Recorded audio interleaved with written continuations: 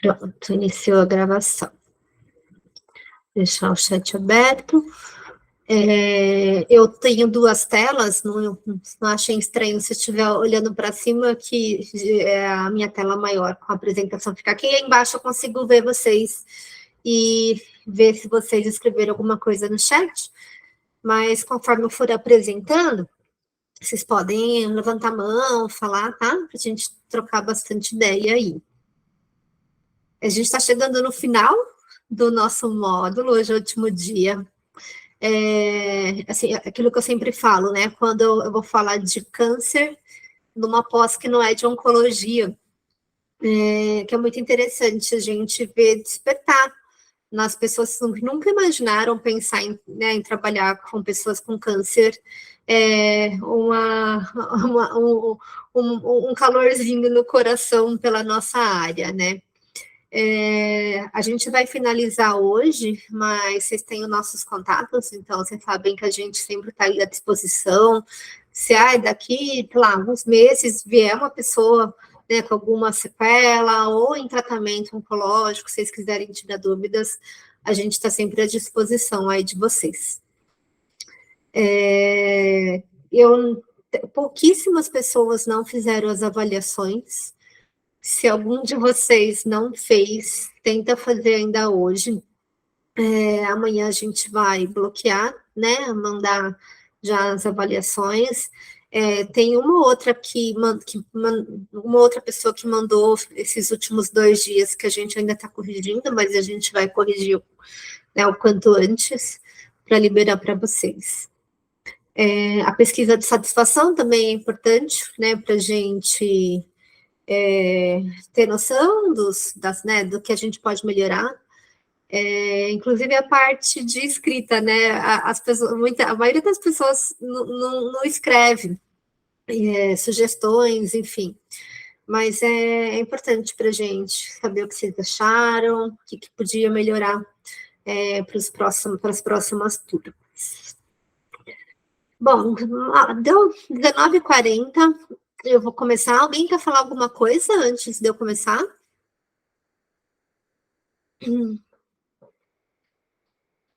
Então, vamos lá. Vocês podem ir aos pouquinhos, né, me perguntando, levantando a mão. Oi, Bárbara. Vi que a Elisângela entrou aí também. Trouxe algumas coisas que vocês duas pediram, tá? Tanto pessoalmente, na semana passada, quanto lá no chat. Então, vamos lá. Tá passando aí para vocês? Eu acho que tá, porque na minha tela aqui embaixo passou, né? Então, eu vou tentar falar, né, da maneira mais abrangente possível, dentro desse pouco tempo que a gente tem, tá? Desses 4 itens que vocês trouxeram para a gente, de que vocês queriam discutir.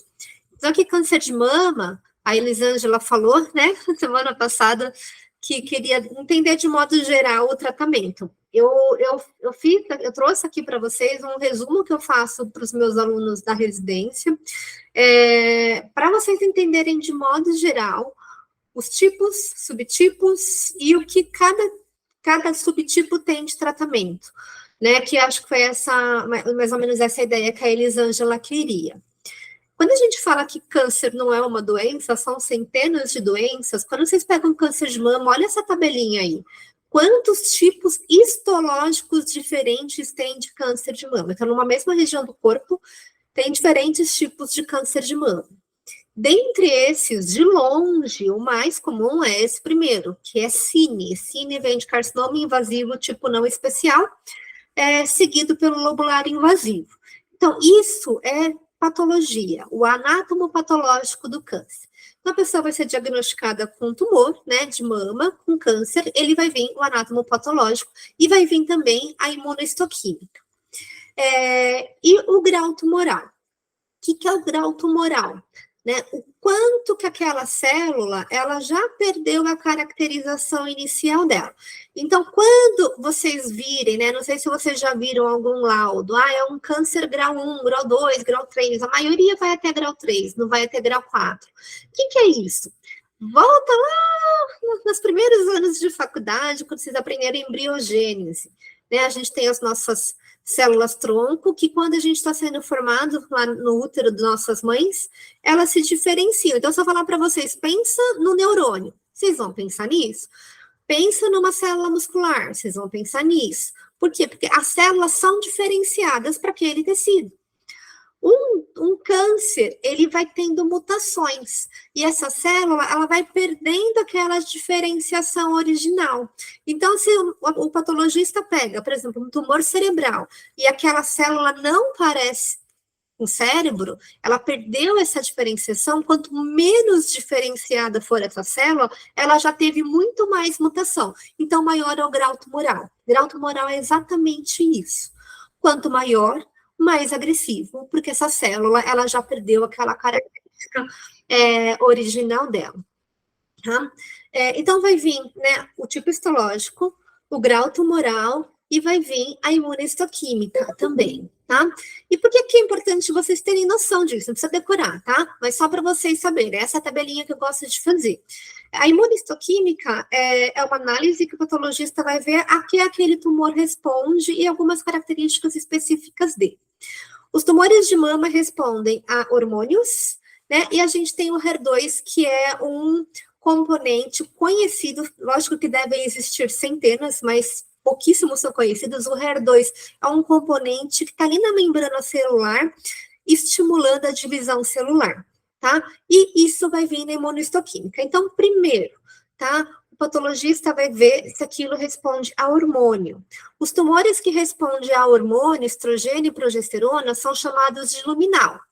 E eles são divididos em A, B e HER. O A e o B, o HER2 é negativo e o luminar HER, o HER2 é positivo. Que diferencia o luminal A do B? É o KI67. O que é o KI67? Quando o patologista pega a lâmina, ele vai lá olhar a quantidade de células que estão em divisão naquele momento. Ou seja, quanto mais células em divisão, mais agressivo é aquele tumor. Padronizou-se, né, mundialmente, um luminal A com grau de divisão celular menor, 14%, e luminal B acima de 14%. Então, o luminal A, ele é o menos agressivo. Entendam que o luminal B, por exemplo, com 20% de KI67, é menos agressivo que o luminal B com 80% de KI67. Então, quanto maior KI67, maior o grau de agressividade do tumor. E tem o luminal HER, que ele tem, então, responde ao hormônio e responde ao HER2, que é esse componente que está ali na membrana celular, mandando a célula dividir, e é um fator de maior agressividade também. Então, ser HER quer dizer que ele é mais agressivo do que não HER. A paciente pode não ser luminal, ou seja, aquele tumor não responder ao hormônio, mas responder ao HER2, que é chamado de hiperexpressor de HER, ou ele pode ser triplo negativo, que ele não responde a nada. Esses dois últimos são os, geralmente, de pior prognóstico, tá? E por que eu quero que vocês saibam disso? Para vocês entenderem as medicações que tem. Então, a gente tem hormonoterapia ou terapia endócrina para as pacientes que têm para aqueles tumores que são estimulados pelos hormônios femininos. E quando a gente fala de hormonoterapia, a gente está falando de bloquear o hormônio, não é dar hormônio para aquela mulher, tá? A gente tem dois tipos de medicações, um que chama tamoxifeno, que ele atua na membrana da célula periférica, ele é um SERM, é um modulador seletivo de receptor de estrogênio. O que isso quer dizer? A mulher tem estrogênio circulando, seja pelo ovário produzindo, né, que a nossa principal fonte de estrogênio é o ovário, durante a nossa fase da vida que a gente menstrua. Quando a gente para de menstruar, a gente entra na menopausa, a gente tem uma produção menor de estrogênio, mas via periférica, ou seja, a gente tem uma reserva hormonal, principalmente na nossa gordura, e principalmente na gordura abdominal, e tem uma enzima que chama aromatase, que converte essa reserva e joga estrogênio na circulação. Esse é um dos motivos que a obesidade na pós-menopausa aumenta o risco de câncer de mama. Não sei se vocês já ouviram falar. Porque quanto mais gordura, mais estrogênio circulante essa mulher tem na pós-menopausa. Bom, voltando, o SERM, o inibidor, o tamoxifeno, independente de onde vem esse hormônio, ele na mama, ele vai bloquear a conexão do estrogênio com a célula mamária, que vai, então, não deixar com que esse estrogênio estimule a proliferação dessa célula da região da mama, tá? Ele chama SERM, né? É um modulador seletivo. Isso é importante vocês saberem, porque em cada região do corpo ele tem uma ação diferente. Na mama, no canal vaginal, né, nas mucosas, e isso vai impactar na atrofia vaginal. E no hipotálamo, ele tem esse efeito antagonista, ou seja, ele não conecta. Então, essa mulher, ela vai ter os fogachos da menopausa, ela vai estar protegida na mama, e ela vai ter alterações de mucosas. Então, se alguém for trabalhar com musculatura pélvica, vai estar comprometida essa região. Só que ele tem um efeito oposto, um efeito agonista na musculatura, no osso. Então, assim, uma mulher que toma tamoxifeno, ela não vai entrar em osteoporose, ela não vai perder massa muscular, às vezes até o contrário, porque ele facilita a conexão do estrogênio nessas regiões. E o problema também é que ele tem uma ação agonista no endotélio. Então, o tamoxifeno aumenta o risco de trombose e embolia pulmonar. Vocês precisam saber disso se estiverem atuando com uma pessoa que está em tratamento com tamoxifeno, tá?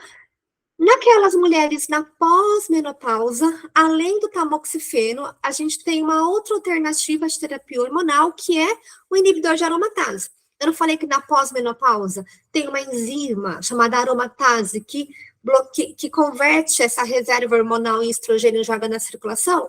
Na pós-menopausa, a gente consegue bloquear essa conversão periférica com o inibidor de aromatase. Aí, o inibidor de aromatase, ele vai trazer todos aqueles efeitos da menopausa de forma exacerbada. Por quê? A mulher já estava menopausada, ela já tinha todas aquelas perdas que a menopausa traz, e aí pensando em músculo, em osso, tá? Em alterações, risco cardiovascular, e o inibidor de aromatase, aquele pouquinho de estrogênio que ela tinha, ele vai bloquear. Então, essas pessoas, muitas vezes, têm, além de tudo, ao longo prazo, dor articular, tá? Por conta dessa medicação que se toma por 5 a 10 anos. Pacientes que são HER2 positivo, existe uma medicação que bloqueia. Eu não falei que é um componente ali que está estimulando a divisão celular? Existe uma medicação chamada trastuzumab, Herceptin é o nome comercial, que é um bloqueador, né? Uma terapia-alvo para esse componente aí que está estimulando a divisão celular. Por isso que é importante saber a imunistoquímica. A terapia adjuvante, né, além da cirurgia, ela vai depender bastante desses componentes aí que a imunistoquímica vai trazer para a gente. Resumindo, né, a cirurgia é o carro-chefe do tratamento de câncer de mama. A paciente, além da cirurgia, pode ter indicação daquelas terapêuticas usuais, para qualquer tipo de câncer, que é a radioterapia e a quimioterapia, e isso vai depender de várias coisas, do tamanho da cirurgia. Então, se a paciente não fez mastectomia, praticamente 100% vai fazer rádio depois, tá? É preditivo. Ou aquelas pacientes que, mesmo tendo feito mastectomia, tinham um tumor muito grande, elas vão fazer radioterapia associada. Então, é muito individual o tratamento. E a quimioterapia, ela vai ser indicada naqueles tumores mais agressivos, geralmente em jovens, se tem invasão de linfonodo, a depender do tamanho do tumor, enfim, tá? Então, essas são as terapêuticas mais usuais. Vejam que a químio pode ser antes ou depois da cirurgia. Se ela fez depois da cirurgia e tiver rádio, a químio é antes, mas se ela fez cirurgia e na sequência o próximo tratamento é rádio, ela tem que estar com o braço aqui, ó, para fazer rádio. O posicionamento da rádio é com o braço lá em cima. E pensando no mundo ideal, né, num sistema particular, que ela vai conseguir essa rádio logo, a rádio é um mês depois da cirurgia. Daí a importância da gente movimentar precocemente esse membro superior da paciente, tá? Essas são as terapêuticas usuais, e aquelas outras, então, que eu falei, a terapia hormonal e a terapia-alvo, se ela responder a hormônio e se ela for HER2. Então, não são todas as pacientes. Essas medicações podem trazer também cardiotoxicidade, tá? O professor Fabrício falou um pouco sobre cardiotoxicidade, né, na palestra dele. Então, geralmente termina a quimioterapia e começa essas terapêuticas quando tem indicação das duas. De modo bem geral, são esses os tratamentos do câncer de mama. Deu para entender? Muito confuso, muita coisa. Elisângela? Tá joia, tá? Isso, lógico, né? É o usual. Existem, por exemplo, testes genéticos que você vê a biologia tumoral que manda para os Estados Unidos para ver se aquela paciente tem indicação de quimioterapia, enfim. Mas, de modo geral, esse o esqueminha aí de tratamento, certo? Bom, também está sendo gravado, se quando quiserem retomem o vídeo, né? Porque muito detalhezinho. Bom, a Bárbara pediu para falar sobre câncer infanto-juvenil, né? Na verdade, sobre pediatria, mas as literaturas englobam as crianças e os adolescentes, né? Quando vai falar de câncer. Primeiro, é importante vocês saberem quais são os tipos de câncer que existem nas crianças. Se vocês pegarem aí essa casuística, vocês vão ver que a enorme maioria engloba tumores, né, relacionados à medula, né, às nossas células sanguíneas e as nossas células produzidas pela medula, então leucemias, linfomas e tumores no sistema nervoso central. Já só de ver esse quadro aqui, ó, que também sarcoma de partes moles, alguns tumores ósseos, a gente já começa a imaginar as sequelas que essas crianças podem ter, né, e o quanto que é um universo gigante para a gente intervir, tá? Eu trouxe essa apresentação meio que voltada para isso. Eu trouxe esse quadro aqui também para vocês, acho interessante que se diferencia por faixa etária, né? Então, aqui, cada cor é uma faixa etária, a maioria está aqui entre 5 e 9 anos, né? Entre 4 e 9 anos, a maioria dos casos desses tumores. Eu acho importante também, acho que foi a Bárbara que trabalha com yoga para crianças, né?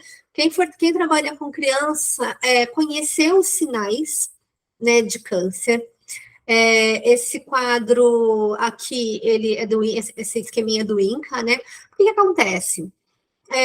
A pessoa leiga, né, os pais dessas crianças, os cuidadores, enfim, quando uma criança está com algum problema, acho que a última coisa que as pessoas normais, assim, entre aspas, né, que não, eu falo normais porque eu trabalho com onco, já levei minha filha numa oncoginecologista por causa de um cisto sebáceo, a gente fica meio maluco, mas as pessoas que não trabalham com onco, não vão associar, né, que uma criança pode ter câncer, né, então tem alguns sinais de alerta, que se vocês tiverem, por exemplo, trabalha com exercício em escola, né? Não é normal uma criança correr e cansar, né? Correr 5 minutos e tá com falta de ar, tá com tontura, tá com desequilíbrio, né? Aqui, ó, palidez, sangramento, não tem muito caso de cânceres, leucemias, linfomas, então hematomas, essa alteração, ou aquela criança que está sempre doente, né? Pode ser o sistema imunológico que está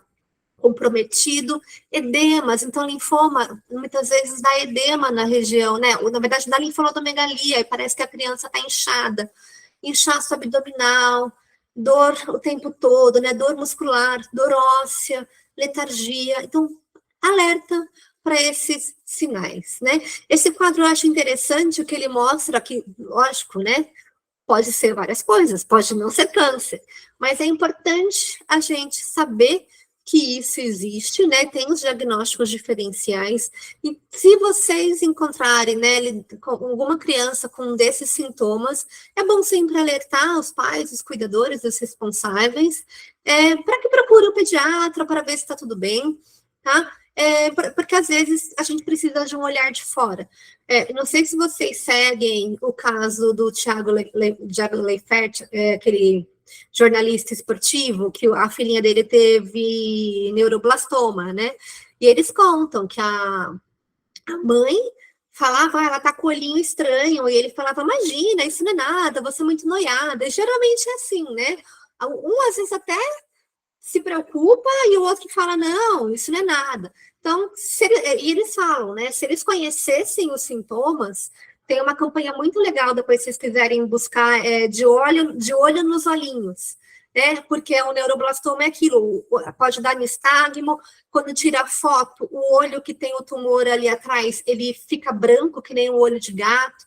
Então, são sinais simples, né, de alerta, que todos nós que trabalhamos com saúde, é importante a gente conhecer para saber orientar, né, os responsáveis de uma criança e ajudar, talvez, no diagnóstico precoce, que talvez seja a diferença na vida daquela criança, daquela família, certo?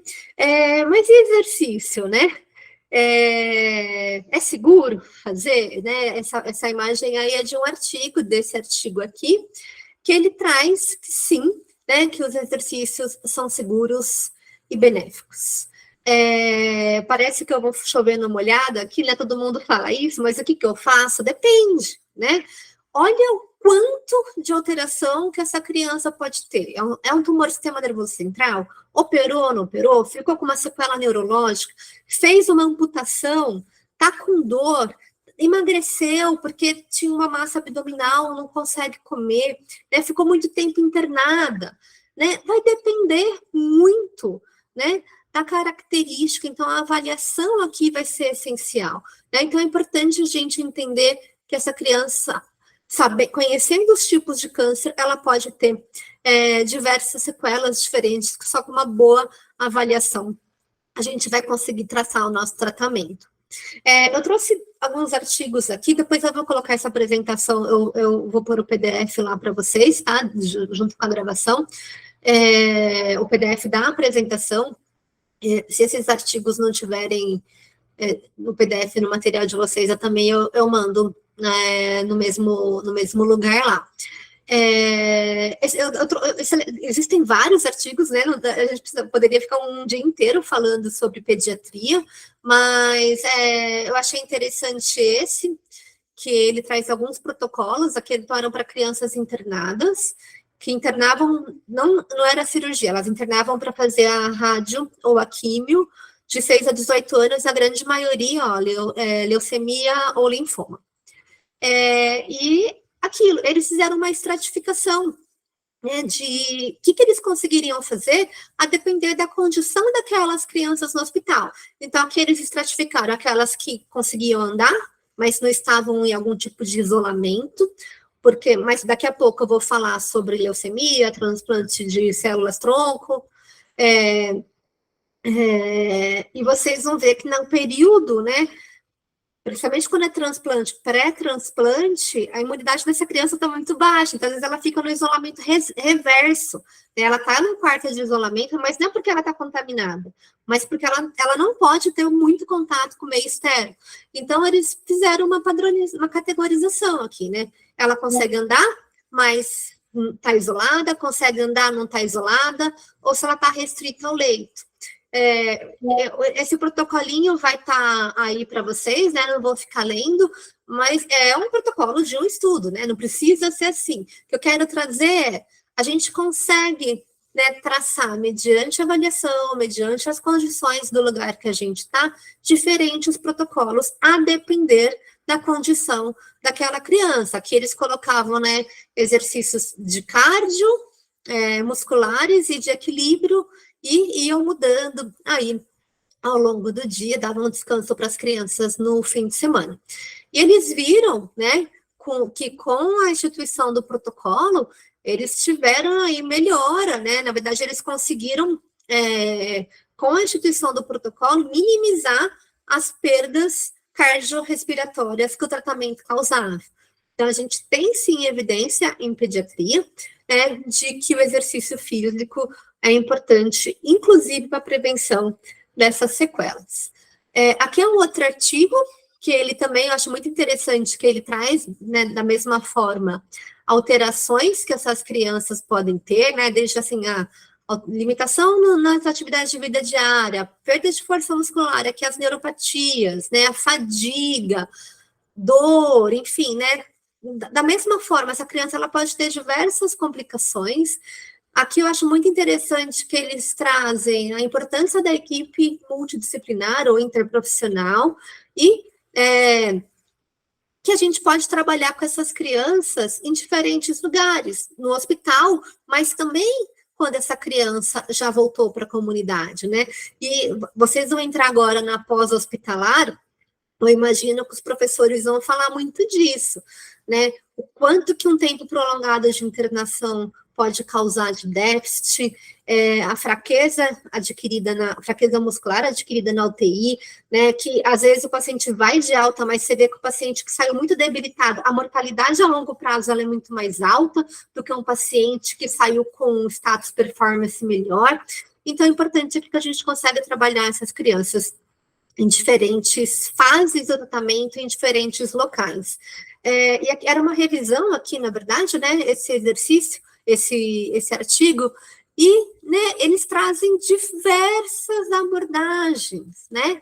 E aqui eu vou fazer um adendo que o tratamento, né, quem trabalha com criança sabe disso, a gente tem que, lógico, pensando em exercício, mas a gente tem que fazer isso de uma forma lúdica, se possível, né, de uma forma que seja mais confortável para a criança que já está em tanto sofrimento por conta dos tratamentos.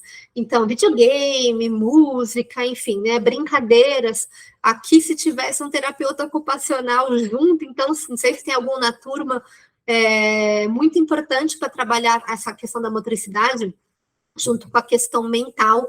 Então, a gente tem diversas armas, né, de tratamento para tratar essas crianças, mediante o que cada uma aí está apresentando naquele momento, por conta da nossa avaliação. E uma coisa que a Bárbara falou semana passada, que eu falei que tinha um artigo sobre complicação pulmonar tardia em pessoas que tinham tido câncer na infância, o artigo é esse, tá? Porque às vezes o que vai acontecer é exatamente isso, vocês não trabalham com pediatria, mas vocês vão atender uma pessoa adulta que teve câncer na infância com todas as sequelas, né? A gente tem algumas publicações, mas precisaria ter muito mais estudos sobre isso. Esse aqui é especificamente de complicação respiratória, né? Então, aquelas pessoas algumas quimioterapias que dão fibrose pulmonar a longo prazo, e aí ao longo da vida essa criança, né, que virou um adulto, que ao longo da vida também está sendo exposto a diversas coisas, então às vezes é um adulto que na infância já teve uma alteração pulmonar e ainda fuma, por exemplo, né, ou tem uma ocupação com aspiração de componentes lesivos aí para o pulmão, e chega na fase aguda, na fase adulta, e vai ter diversas sequelas que vieram somando. Esse estudo é sobre pulmão, mas trazem isso para o coração, para a massa óssea, para a massa muscular, tá? Então, vocês realmente, né, o insight da Bárbara na semana passada foi fantástico, né? Essa pessoa, né, e eu ainda trouxe, que isso eu nunca vi em estudo, né, a questão hormonal, né? Você se preocupa com uma menina, por exemplo, que a quimioterapia teve uma alteração no ovário dela desde criança, né? E vai chegar lá, ela vai estar hipoestrogenismo a vida inteira, né? Quando ela devia estar chegando no pico da massa óssea, da massa muscular, ela não tem hormônio para isso. E aí, né? Então é muito importante, realmente, a gente se preocupar com isso na fase adulta, sim. Só fazendo um adendo, não é câncer, a minha sogra, ela teve miastenia quando ela era jovem. É um tipo de miastemia que ela tirou o timo e resolveu. Mas a minha sogra, ela passou a fase, né, de pico dela doente, né? Ela foi fazer essa cirurgia com mais de 30 anos. Minha sogra quebrou o tornozelo absurdamente, né, horrendo, numa queda muito besta no final do ano, né? Porque a vida inteira ela sofreu esse déficit. Então, é importante, sim, a gente pensar isso quando a gente pensa na pessoa adulta que teve câncer na infância. Certo? Ainda mais, exatamente, Lilian. Felizmente, a sobrevida tem aumentado. A gente tem que lidar com essas sequelas. Bora lá, Bárbara, pode falar. Surgiu uma dúvida, né? Em relação à questão da dor óssea, é muito comum, principalmente nessa fase de pré-adolescência, deles começarem a ter, né, a dor do crescimento. Sim. E aí são necessários esses outros sintomas que estavam lá na tabela, como o inchaço, sem nenhuma causa, ou apenas a dor óssea já tem que estar com um ponto de atenção? É que, assim, geralmente o câncer ósseo, né, ele é localizado, é num lugar só. A dor do crescimento, geralmente, ela é mais... A criança tem dor em várias regiões, né? Então, assim, uma dor, eu tô com dor no quadril direito. E a dor de crescimento também, ela é mais esporádica, né? Essa criança que tem uma dor óssea, é uma dor que só vai piorando. Aí ela vai parar de fazer exercício, né? Então é bom ficar alerta. Lógico que muitas vezes está associada com uma perda de peso, mas não necessariamente. Então é importante, né? Por mais localizada que no melhor. Ficar mais alerta nesse sentido. Tá bom, obrigada. Imagina. Bom, a Bárbara também pediu para a gente falar um pouco de leucemia, de linfoma. Eu quis trazer para vocês o conceito, né, dessas neoplasias hematológicas, que elas englobam linfomas, leucemias e mielomas. Para vocês entenderem as diferenças, né, parece difícil, mas não é, tá? Lá na nossa medula, a gente tem as células-tronco, que vão formar as linhagens mieloides e linfóides. Então, não sei se vocês já ouviram. Leucemia, mieloide ou linfóide. Da onde vão para essas linhagens, tá? Aqui a linhagem linfóide também vai dar os linfócitos. Bom, de modo geral, as leucemias, a mutação, aquele câncer, ele está lá dentro da medula óssea. É na formação dessas células, tá? Ou mieloides ou linfóides, lá na medula óssea. O linfoma é alteração aqui das células da origem linfóide, mas já a hora que eles saíram da medula, quando já estão no sistema linfático. Então, a diferença de uma e outra é essa. Então, aqui, né, de modo geral, a leucemia na região, acontece na medula, tem a linfóide e a mieloide, e tem a madura e a imatura. Perdão, a aguda e a crônica, né? A aguda, ela é quando a célula, ela está mais próxima da célula-tronco possível, ela não está muito diferenciada ainda. E a crônica é quando essa célula ela já está mais diferenciada, mas ela está lá dentro da medula ainda, tá? A diferença entre um e outro é essa. Aqui só mostrando, tá? Eu sempre coloco bastante texto nos slides, para depois vocês terem isso escrito aí. O linfoma, então, como eu disse, as células já saíram da medula, elas estão lá no sistema linfático, e é importante vocês entenderem isso, porque quando a gente for falar, por exemplo, de transplante de células tronco-hematopoéticos, que é o nome correto, a gente não chama mais transplante de medula óssea, o transplante, ele pode ser autólogo no linfoma, ou seja, a pessoa pode doar da própria medula, porque o problema não está na medula dela, a mutação está depois, tá? A gente vai falar dos tipos de transplante daqui a pouco. O linfoma, então, nos linfócitos e nos seus precursores, mas já ali na região do sistema linfático. Tem o de Hodgkin e o de não Hodgkin. O de Hodgkin, ele tem essa característica, que tem algumas células grandes, facilmente identificáveis, que são essas células de Reed-Sternberg. Tá? Os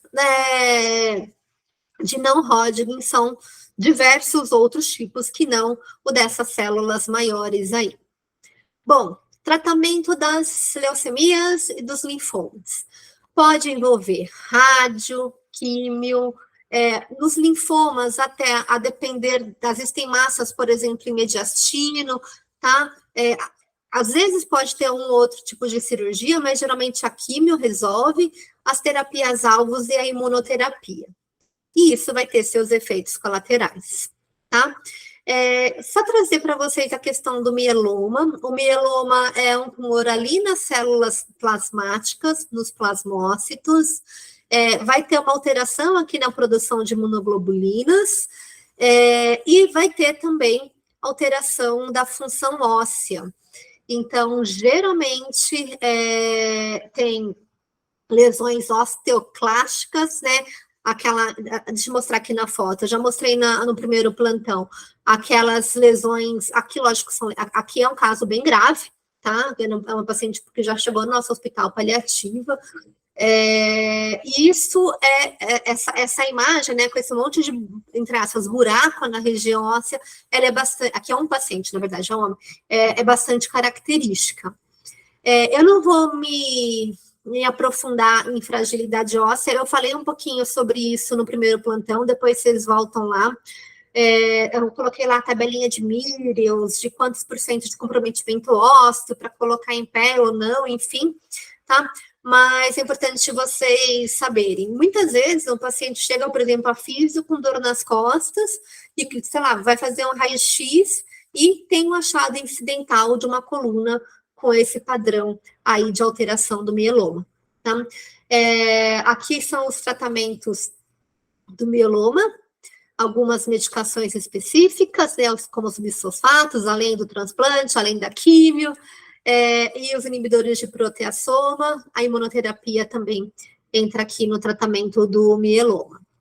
Bom, esses pacientes hematológicos, de modo geral, né, quais que são as complicações que eles podem chegar para a gente? Plaquetopenia, ou com risco de sangramento, neutropenia com risco de infecção, fragilidade óssea, perda de peso, né, alteração aqui de fígado, e tudo isso, né, vai impactar, principalmente esses aqui, na prática de exercícios físicos por essas pessoas, né? O que a gente faz, né, com essas pessoas, então? O que a gente faz com esses pacientes? Primeiro, vai depender de como que ele está naquele momento, né? Tem fases da químio que o paciente está passando muito mal, que a gente tem mais dificuldade, ou que as contagens das células ali medulares estão muito baixas, então é importante a gente sempre avaliar. O paciente pode estar com uma mucosite importante, com dificuldade de alimentação, se ele não consegue comer, é mais difícil fazer exercício, tá? A fadiga, o risco de fratura, e quanto mais ele ficar parado, e tudo isso vai piorando, né? Eu mostrei aqui no plantão 1 essa tabelinha, que é o que tem na literatura, entre aspas, em relação à plaqueta, o que a gente pode fazer ou não. E por que eu falei entre aspas? Porque esse único artigo que mostra essa tabelinha nada mais é do que opinião de especialista. Alguém que fala, eu faço isso. Não é baseado em grandes estudos clínicos. Por exemplo, aqui fala que até 5.000 de plaquetas dá para tirar o paciente do leito. Só que a gente sempre fala, depende, né? Um paciente que faz transplante de células-tronco, ele vai ficar, às vezes, um mês com uma contagem muito baixa, ele não vai ficar um mês deitado. Então, sempre depende. Esse paciente tem risco de queda, ele está rígido, ele está com o cognitivo ok. Eu já tirei paciente com menos de 1.000 de plaqueta para andar, para ir no banheiro, mas era um paciente que tinha um risco de queda baixíssimo. Tá? Então, tudo isso depende muito da nossa avaliação. Aqui, mais para os físios, né, que é uma dúvida que no hospital as pessoas têm, às vezes esse paciente entra num certo grau de insuficiência respiratória com indicação de ventilação não invasiva. Então, quem não conhece, é uma máscara apertada, né, para pressurizar. A literatura também é bem escassa, tá? Mas tem uma recomendação para tentar evitar uma ventilação não invasiva com menos de 30.000 plaquetas, e, se for necessário, tentar pressões baixas, né, não apertar, se tiver aquelas máscaras full face, que tem menos pressão, e se possível, conversar com a equipe médica para esse paciente receber plaquetas associado a não invasivo. Muito importante, tá? Esse paciente que eu falei, ele pode estar em isolamento reverso, com as células de defesa muito baixas. Se você estiver gripado, não vá atender o paciente, tá? Porque a gente pode matar o paciente passando uma infecção viral ou bacteriana para esse paciente. Nessa fase de mais fadiga, de uma quimio mais agressiva, né, a gente pode usar técnicas de conservação de energia para a realização das atividades de vida diária, mas a gente tem que pensar em prevenção de imobilismo, de complicações respiratórias, trombose, lesões por pressão. Imagina você ficar deitada um mês porque está com a plaqueta baixa, né? Então, a gente vai avaliar a capacidade funcional e vai propondo atividades progressivas para essas pessoas. Tem uma lesão ali na coluna.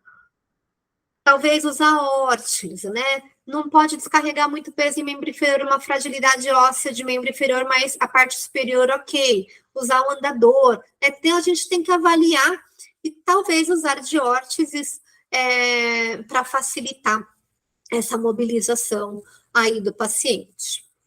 E às vezes ele pode ir, então, para o transplante de células tronco hematopoéticas. É um dos tratamentos, tá? Não são todos os pacientes que vão fazer. A ideia o que é, de modo geral, esse paciente vai receber uma quimioterapia muito intensa para zerar, matar praticamente todas as células da própria medula dele, e ele vai receber células, outras células medulares, ou dele mesmo, ou de outra pessoa. Então, nessa fase dessa quimio intensa, o paciente vai estar bastante debilitado. Esses são os tipos de transplante. O autólogo, onde o paciente doa para ele mesmo, né? Não dá para fazer na leucemia, que é o próprio, o câncer está lá na medula. Mas, por exemplo, no linfoma, que o câncer não está na medula, ele já saiu do sistema para o sistema linfático, né? Ele começou no sistema linfático, na verdade, é possível fazer um transplante autólogo ou alogênico, né? Que é de outra pessoa. Então, aqui o autólogo no linfoma e no mieloma múltiplo. O alogênico, ele pode ser também nas leucomias e aqui na essa síndrome mielodisplásica que não é câncer. Como que funciona, então, tá? Os dois, eles são iguais, só no autólogo que vai ter uma fase antes, que vai ser a coleta da medula do próprio paciente, né? Mas o transplante em si é a infusão dessas células tronco, né? Eu falei medula, mas às vezes essa coleta não é da medula óssea, é da região, é do sangue da pessoa doadora. Mas, de modo geral, essas células troncos, elas vão ser injetadas na veia, né? O transplante em si, ele parece uma infusão de sangue, aí a pessoa está recebendo uma bolsa de sangue. Nessa fase aqui, uma pessoa que está sendo transplantada, ela já passou, né, por aquela fase inicial de fazer uma quimioterapia muito forte para zerar a medula dela ali para infusão.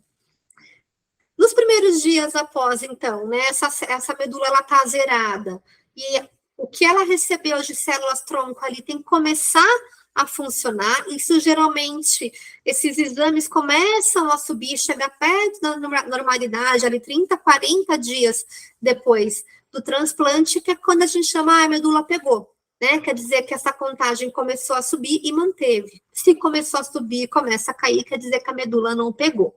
E nessa fase, o paciente vai estar com neutropenia, com anemia e plaquetopenia, tá? E todas as complicações que isso podem ocasionar. Enjoo, ferida na boca, constipação, pode estar com sangue com xixi, pode estar febril, enfim. A gente tem que avaliar o quadro daquele paciente para saber o que a gente consegue fazer com aquele paciente naquele momento, tá?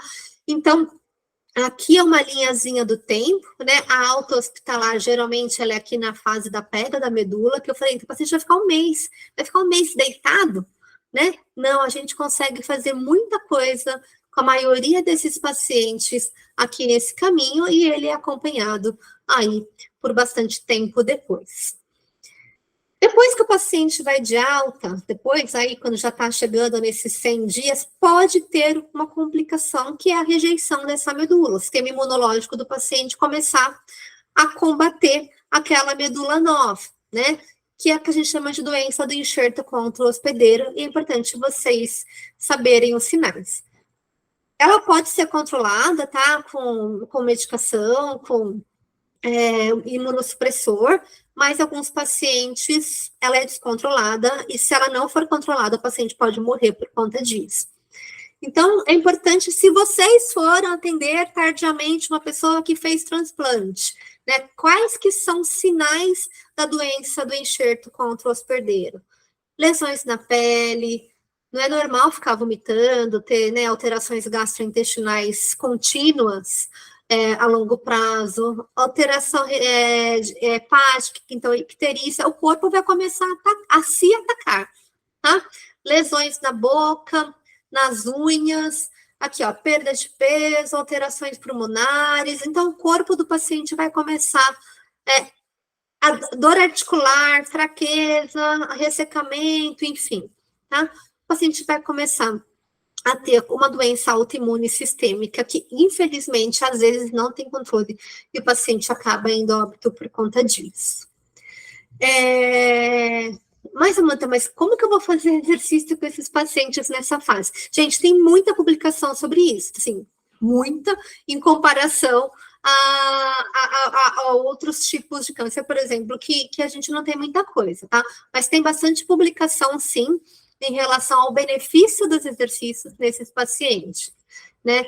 Lembrando que tudo isso aqui que acontece vai piorar mais ainda a capacidade funcional desse paciente, dessa pessoa, e a gente precisa tentar minimizar ao máximo isso, né? Porque o paciente ele vai ter alteração da função pulmonar, cardíaca, perder massa muscular, capacidade funcional, enfim, né? E a gente tem que melhorar essas questões, porque aí ele vai querer ficar mais acamadinho lá, enfim, então a gente tem que trabalhar para a prevenção disso. E aqui, esse estudo, ele traz, né, algumas questões, se a gente conseguir fazer uma pré-habilitação, né, pré-habilitação não é só para cirurgia, né, uma pré-habilitação, melhorar a funcionalidade desse paciente antes é o ideal. Durante a hospitalização, o máximo que a gente conseguir fazer de treino aeróbico e de fortalecimento com esse paciente, né, prevenção também de alterações respiratórias, enfim, e continuar esse treinamento com o paciente pós-alta. Aqui é um outro estudo só para elucidar para vocês, tá? Que mostra a eficácia, né, de programas de treinamento para esses pacientes aí transplantados. Eu coloquei aqui, eu traduzi para vocês o protocolo, tá? Precisa fazer isso, gente? Não, eu trouxe um estudo que mostra um protocolo, né? Então, exercícios de aquecimento, mais 10 minutos de exercício aeróbio, com circoergômetro, depois exercício de levantar e sentar, e ele desaquecia com exercícios respiratórios, tá? Então, dá para a gente trabalhar esses pacientes, mesmo, por exemplo, se eles estão no quarto de isolamento, com circoergômetro, com exercícios mais funcionais ali, de modo que ele consiga fazer, né? E a gente consegue melhorar performance desses pacientes durante a internação. Essa tabelinha mostra isso. Certo? Lógico que é um universo muito específico, né? Por exemplo, trabalhar com transplantes de células-tronco de quem está numa unidade de internação específica disso.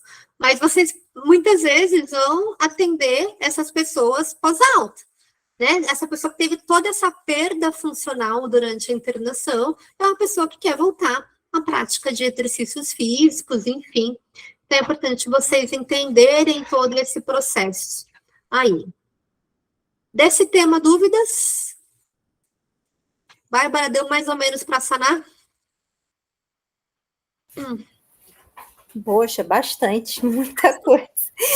Pena que eu fiz lá na atividade foi, assim, né, mais por alto, então dá para esclarecer.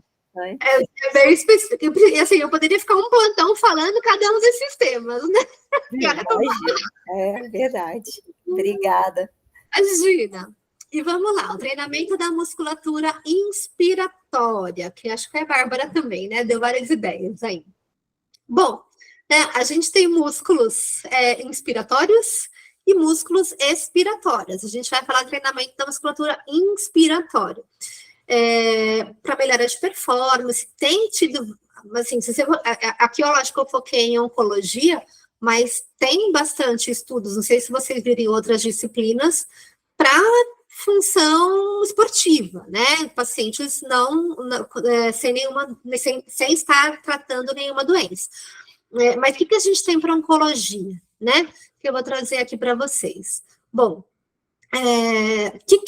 o treinamento da musculatura inspiratória pode trazer, né? Então, aquilo que eu falei, né? Melhora de performance no esporte, mas também melhora de performance em pessoas que têm aqui complicações já de base, né? Então, alguma alteração pulmonar de base, respiratória, aqui AVC, tá? Algumas pessoas que têm alterações relacionadas ao ambiente de trabalho. Então, aqueles pacientes que têm aquilo que eu falei, aquelas lesões inalatórias, né, por conta do trabalho ocupacionais, e já tem uma restrição ali. E o que o treinamento muscular vai fazer, né? Ele vai diminuir o trabalho muscular, melhorar a relação ventilação-perfusão, né? Diminuir os sinais de fadiga, e atenuar, então, aquela fraqueza da musculatura inspiratória. Então, aqui eu coloquei aqui o DOI, né, do artigo, mostrando todos esses benefícios, né, que, por exemplo, uma pessoa que está com alguma alteração aí na mecânica ventilatória, ela pode ter. Então, assim, vocês já tinham visto que as pessoas que não tinham alteração na mecânica ventilatória tinham benefício. Aquelas que tinham, né, já alteração prévia, é óbvio que elas têm benefício também, tá? Que aqui é um outro esqueminha que está mostrando a mesma coisa, o quanto de melhora, né, de gasto energético, enfim, a gente consegue ter, e pensando que essa pessoa com câncer, às vezes ela quer, né, a gente espera que ela queira, se ela não quer, a gente vai estimular, né, que ela tenha até melhora da performance esportiva, se a gente está estimulando ela a ter uma atividade esportiva depois, né. Então, vocês acham que traz algum benefício para pessoas com câncer? Traz bastante benefício para a pessoa com câncer também. Eu abri uma pasta para vocês, porque eu sabia que não ia tempo de discutir todos os artigos, né? Eu abri uma pastinha para vocês lá no Class, tem vários artigos que eu achei de oncologia, mas como é que a gente vai, né, fazer esse treinamento? Aqui é um beabá bem simples, tá? A gente, mais uma vez, chovendo uma olhada mediante nossa avaliação. E a avaliação da força muscular respiratória é com o monovacuômetro, tá? Aqui é um monovacuômetro analógico, existem os digitais, então a gente vai fazer a avaliação da pressão máxima inspiratória dessa pessoa e vai trabalhar com porcentagens, né, dessa capacidade máxima, dessa força máxima em repetições. Ou seja, né, que nem um treinamento de outra musculatura que vocês estão acostumados a fazer. Tá? Eu coloquei aqui para vocês como que a gente calcula a pressão inspiratória máxima em homem e mulher, para a gente trabalhar com peso predito, né? Então, uma pergunta interessante, né? Você vai fazer uma pré-habilitação de uma pessoa que vai fazer, sei lá, quimioterapia. Você faz a PI máxima da pessoa, ela está com 120% do predito. É um objetivo, né? Você precisa trabalhar treinamento muscular inspiratório nessa pessoa. Talvez seja melhor focar em outras coisas que você encontrou de déficit de outras avaliações. Então, é muito importante a gente saber o que é esperado na nossa avaliação para ver se essa pessoa tem indicação ou não naquele momento da gente focar num treino muscular inspiratório. Tá? Então, aqui são as continhas para homem e para mulher, do predito. Na literatura tem umas pequenas variações aqui, tem algumas que põem 0,46, por exemplo, aqui no homem, enfim, mas essas variações são bem pequenininhas, tá? Então é importante a gente avaliar o que a gente espera, né, de pressão inspiratória, aqui eu coloquei também os valores de pressão expiratória dessa pessoa, para a gente fazer o nosso treino. E aí, gente, aquilo que eu falei, ó, eu não vou ficar lendo os artigos, tá? Pois se vocês quiserem escolher um, tiverem dúvidas, a gente lê algum junto. Mas então vejam, ó, que tem sobre cirurgia, tem sobre quimioterapia, tem sobre, eu não sei se eu coloquei aqui, mas radioterapia, né, ó, transplante de células-tronco. Então tem bastante, aqui que é o de radioterapia, se eu não me engano, esse.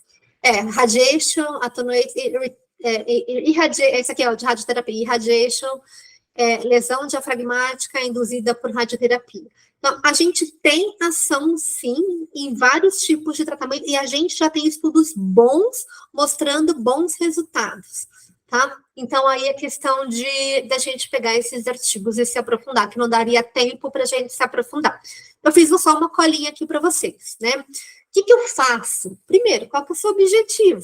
Né? Então, você fez uma avaliação. Essa pessoa tem indicação de fazer? Sim ou não? Né?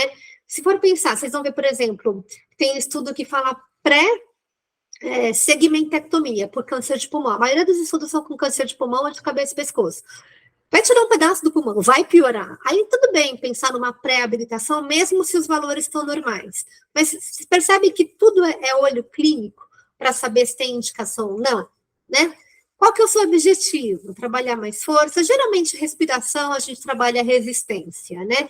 Mas a gente vai pensar em protocolos baseado no que a gente quer. Se a gente quer ganhar mais força, né? Ou talvez uma carga maior com menos repetições, ou o contrário, mais resistência, mais repetições, cargas menores. Só que a gente vai trabalhar essa carga por porcentagens da PI máxima, e aqui eu peguei o que esses artigos de oncologia trazem, tá? Eles trabalham com 30% a 60% da carga da pressão inspiratória máxima, lógico que eles não começam com 60%, o artigo começa com 60%, ele começa com menos, aumento progressivo, conceito de treinamento físico, tá? Períodos de intervalo entre as séries, e a gente tem que ver o nosso objetivo final, né? O que a gente quer? A gente quer chegar, né? O paciente já operou, já fez quimio, enfim, a gente viu que ele está com a PI máxima muito abaixo do esperado. Nosso objetivo é chegar no esperado para a idade, né? Ou não, a gente quer fazer uma pré-habilitação de um paciente que não está com alteração, mas que ele vai ficar depois da cirurgia, enfim, né? Então a gente tem que pensar em tudo isso para programar o nosso protocolo, pensando em fisiologia do exercício, né? Isso aqui é fisiologia clínica do exercício, que é o nosso objetivo, que a gente consiga, né? O objetivo da pós, enfim, que vocês comecem a ter esse olhar clínico aí para individualizar o tratamento do paciente de vocês. Nossa, gente, não, achei que não ia dar tempo.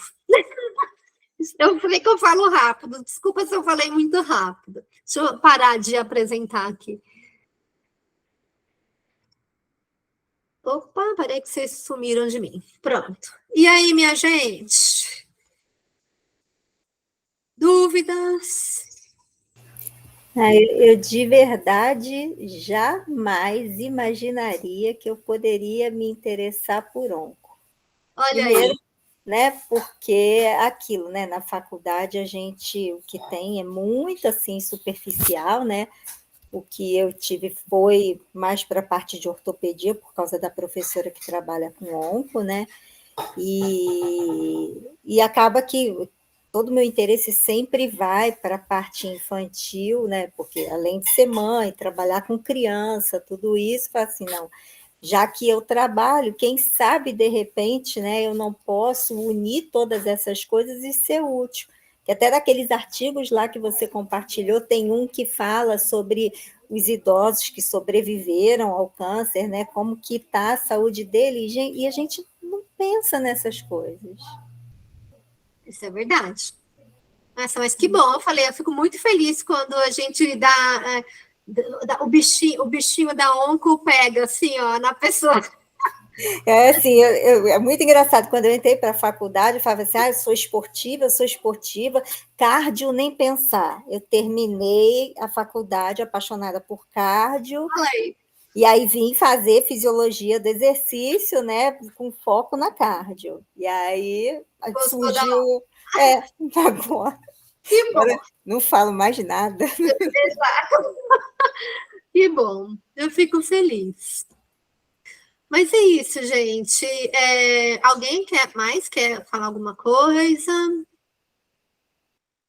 Alguma outra ficou de dúvida? Professora, Pode falar, quem que é? é Patrícia. Oi, Patrícia.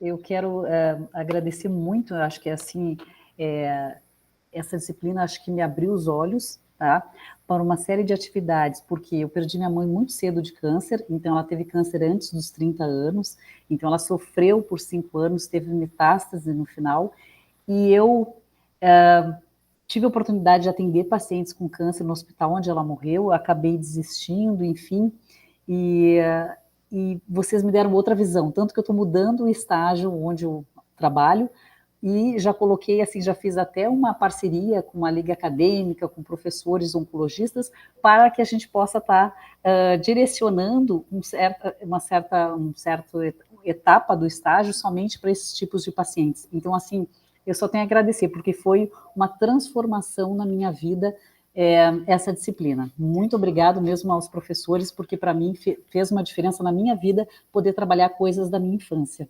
Nossa, Patrícia, não vou chorar. Eu estou até arrepiada. Obrigada por se abrir, porque não é fácil, né? Talvez reviver algumas coisas, né? Mas, assim, fiquei emocionada e mais feliz ainda, né? De transformar uma pessoa que tinha uma questão aí pessoal, talvez um bloqueio.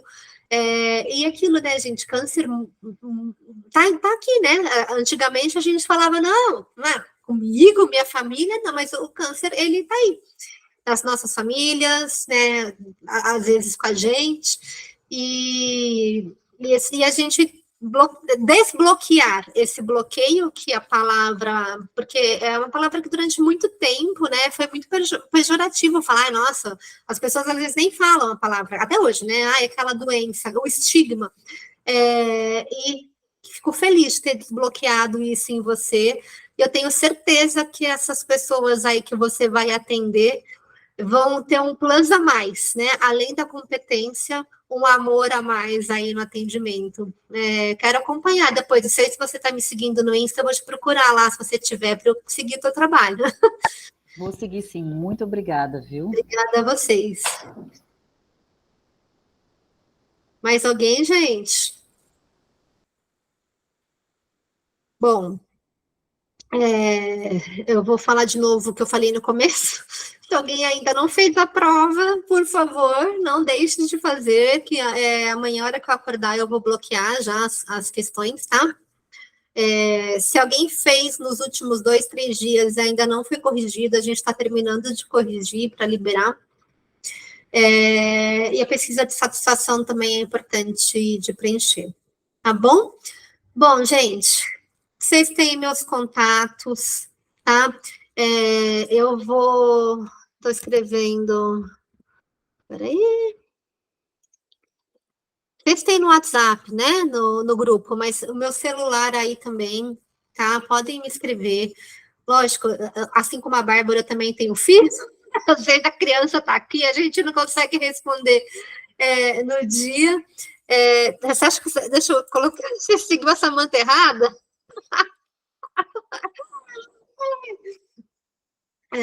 Mas eu sempre respondo, tá? Eu tô com uma pessoa assim, eu tô com receio de fazer isso. O que a gente puder fazer, né, por vocês, pelas pessoas que vocês vão atender, a gente vai fazer, tá bom? Contem com a gente aqui, pro que der e vier, tá bom? Então é isso, gente. Boa noite. Bom próximo módulo de hospitalar. Eu sou suspeita, eu acho que vai ser sensacional também, né? O módulo de hospitalar. E a gente vai se falando aí, se encontrando na vida, tá bom? Beijão, gente. Obrigada, professora. Tchau, tchau. Tá.